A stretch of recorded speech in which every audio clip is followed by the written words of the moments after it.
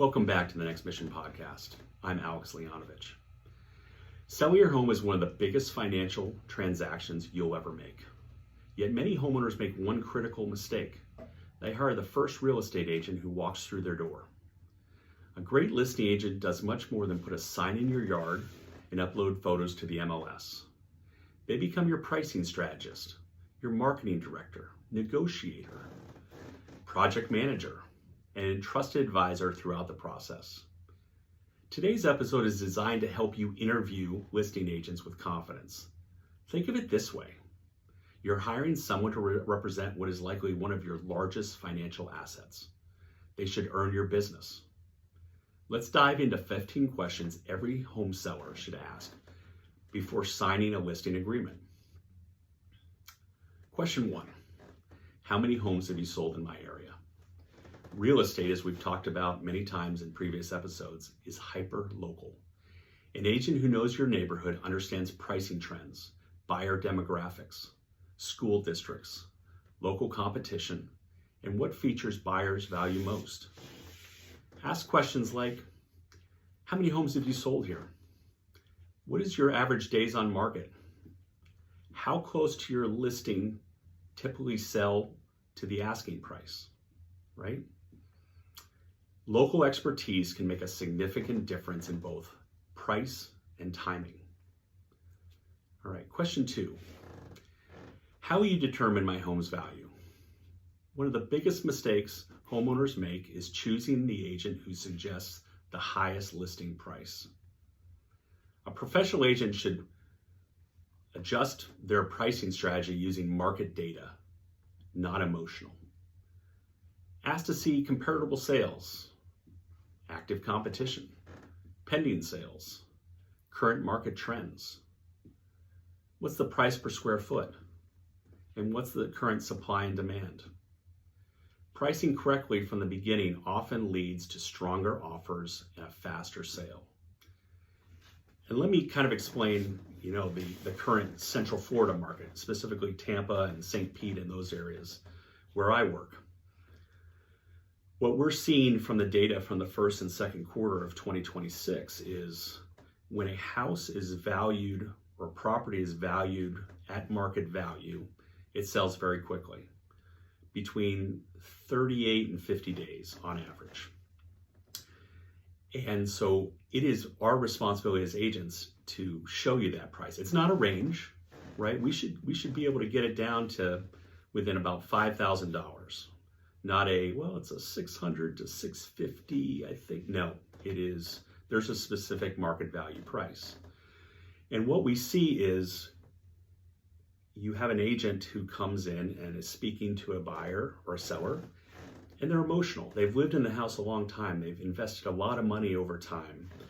They have a lot of frustrations that they've worked through, and they feel like their house is worth a certain price. And let's say, for example, it's the market value is $600,000. If you were to sell it at $600,000, you would probably sell it at price within 38 to 50 days on average, which is our data. If you go with the seller's desired price of $650, and oftentimes this is the way it goes. I'd like to sell it for $650, and an agent will say, okay, right? They want the sale. We'll try this price for 10 days. And if we don't get any offers, we'll cut the price, right? That sounds reasonable. And so you'll have a seller that says, I'm offering it $650. They feel really good. And then they go 10 days and nothing happens. And their agent comes back to them and says, well, let's drop it to $625. And they agree. And still no offers. And $615, no offers. And $605, no offers. And then now they drop down below the $600 market value.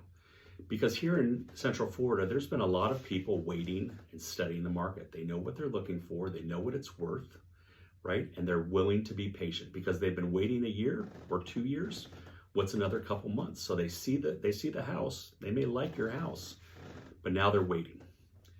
And what we're seeing is the person that makes that first cut is kind of like blood in the water, and it's a signal to everybody that there's something wrong and that it's overvalued, and now they're all going to wait. And so instead of getting it at 600 and selling it within a little over a month, now they're going 150 days. They're making 5 more mortgage payments, and then what we see is they sell it for $575. So they've lost $25,000 below market value, and they've paid 5 more mortgage payments, which has delayed their plans. We talked about it in the second episode on your motivation. I need to be here by here. And it's not working out. And that creates more and more friction, more and more frustration between the seller and their agent. And it just complicates the process. So lesson learned is, when your agent explains to you the market value and gives you the data, trust your agent and go with that, because the market data says, at least here in Central Florida, that it will sell quickly and you will get your market value price if you start there. All right, so let's go into question 3. Enough of that specificity. What is your marketing plan? Simply placing a home on the MLS isn't marketing, folks. Ask exactly how they plan to expose your property to buyers. A comprehensive marketing strategy should include the following: professional photography, video walkthroughs, drone photography if appropriate, social media advertising, digital marketing, email campaigns, open houses when and if appropriate, and maybe more than just one. They may do them for subsequent weekends. Broker networking and featured online listings. Ask them to show examples of previous marketing campaigns, right? What am I getting into? You talk about all of this, but what does that really look like? Question 4, who will actually handle my listing? Many successful agents work in teams, and there's nothing wrong with that, right? But you should know who you're hiring. You should be able to ask, who will attend the showings? Who will answer buyer questions? Who will negotiate offers? And who will negotiate inspections? And who will be keeping me informed? Will it be you, one of your teammates, an assistant? Will it be a variety of people? Knowing who your point of contact is will prevent frustration later. That's the key. How will we communicate? Questions you might ask, because communication can make or break the selling experience, right?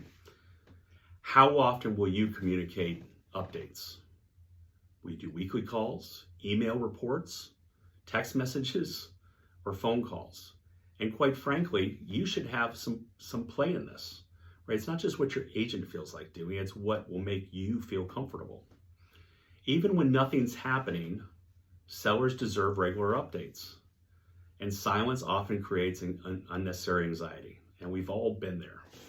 So work that out, communicate with your agent, and figure out if you guys are the right fit. If you like text messages, then get in text messages. If you want to see them in person or have phone calls, then that should be appropriate, right? It's what you, the seller, want from your listing agent. Question 6, what improvements should I make before listing? Every dollar you spend should have a purpose. Ask your agents, which repairs provide me the highest return? Which updates should I skip? Should I paint, replace flooring, landscape, declutter, all those things? Sometimes a $2,000 investment can increase the selling price by $15,000. And other times, expensive renovations aren't worth the investment. And a good listing agent helps you prioritize wisely. They'll know the difference. Question 7, how do you prepare homes for showings? Presentation matters. First impressions matter. Ask if they recommend professional staging, virtual staging, professional decluttering, furniture rearrangement, professional cleaning. Remember, buyers often make emotional decisions within the first few minutes of entering a home. Question 8, How do you qualify buyers? Not every showing is equal. Ask how an agent ensures that buyers are financially qualified before scheduling appointments. Remember, as your home is listed, you've got to keep that thing incredibly clean. You've got to be ready to move out at a moment's notice within 30 minutes to have a buyer come through. It's a lot of work on your end, and you really want to make sure that you're not wasting time, that you're canceling appointments or doing things just because somebody wants to come see a house and get some information, or a neighbor wants to check it out. Qualified buyers save everyone time and reduce the likelihood of contracts falling apart. So that's something that the buyer agent and listing agent should be talking about before they schedule the walkthrough or the appointment. They should know and have a really good discussion on buyer qualifications. How do you negotiate offers? The highest offer often isn't always the best offer. That may sound a little backwards or strange or wrong, but it's absolutely true. A skilled agent evaluates the following: the financial strength of the offer, earnest money, inspection terms, closing timelines, appraisal risks, and contingencies. Great negotiation is about maximizing your overall outcome, not just the purchase price. Question 10. What happens if my home doesn't sell? This is one of the most revealing questions you can ask. Listen for a clear strategy. Will they review pricing, improve marketing, increase advertising? Will they adjust the staging? Will they analyze buyer feedback? They should be analyzing buyer feedback throughout. And great agents will tell you after each showing the feedback they got from the buyer's agent. You want an agent with a plan, not excuses. Question 11. How do you handle inspection and repair negotiations? Almost every transaction includes an inspection. Ask how they typically negotiate repair requests. Can they distinguish between legitimate concerns and unreasonable demands? Can they negotiate credits instead of repairs? Their experience during this phase can save you thousands of dollars. Question 12. What fees should I expect?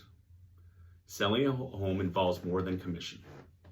Ask about closing costs, title expenses, documentary stamp taxes, HOA transfer fees, marketing expenses, potential buyer concessions, and home warranty requests. A transparent agent explains every anticipated expense before listing your home. Question 13. Can you provide recent references? Don't rely solely on online reviews. Ask to speak with recent sellers. Questions to ask them might include: did the agent communicate well? Did they negotiate effectively? Did the home sell within expectations? And would you hire them again? Past performance often predicts future service. Question 14. What makes your service different? Every listing agent claims they're the best. Ask what truly separates them from the competition. Listen for answers involving communication and marketing, negotiation and local expertise, technology and client experience. Specific examples are far more valuable than general promises here. And question 15. Why should I trust you with my largest investment? This final question often tells you everything you need to hear. The best agents don't immediately start off talking about awards or their recent production numbers. Instead, they explain how to protect your interests, communicate honestly, solve problems, and guide you through every step of the selling process. Trust is built through transparency, preparation, and consistent follow-through. Before we finish, here's a few warning signs that should make you think twice before hiring an agent. Be cautious if they promise unrealistically high sales prices without supporting data. Can't clearly explain the marketing strategy. Have poor communication or difficult to reach. pressure you to sign immediately. If they can't explain the current market conditions, and by that I mean in a way that you can understand, not being a real estate professional. If they avoid discussing some of the potential challenges that you're going to face in the process. And lastly, if they're more focused on themselves than your goals. A good listing agent sets realistic expectations and earns your confidence through knowledge, not pressure. Here's some final thoughts. Selling a home is more than putting it on the market. It's about positioning your property to attract the right buyers, negotiate the strongest terms, and help you move confidently into your next chapter. Again, it's about motivation. You have a time and a place you need to be, and that listing agent needs to be focused on that, achieving that goal. Interview, please, at least 2 or 3 agents before making your decision. Compare their pricing strategies, their marketing plans, their communication style, and their overall professionalism. Remember, you're not just hiring someone to sell a house. You're hiring someone to represent one of your most valuable assets and guide you through a significant financial transaction. Choose someone who listens carefully, communicates clearly, and has a proven plan, not just a polished presentation. And I think we all kind of know what that looks like or feels like. You know, the hairs on the back of your head begin to stand up and you're like, just doesn't feel right. In closing, I just want to thank you again for joining me on the Next Mission podcast. If this episode helped you understand how to interview a listing agent, share it with a friend or maybe a family member who's thinking about selling their home. And don't forget to subscribe for more practical advice on buying and selling, investing, and building long-term wealth through real estate. If you or somebody you know is living in the Tampa Bay area and would like to discuss their home's value or create a personalized marketing strategy, I'd be happy to help. Until next time, I'm Alex Leonovich, reminding you that every successful move begins with the right mission and the right professional guiding you every step of the way. Thanks for listening, and I'll see you on the next episode of the Next Mission podcast.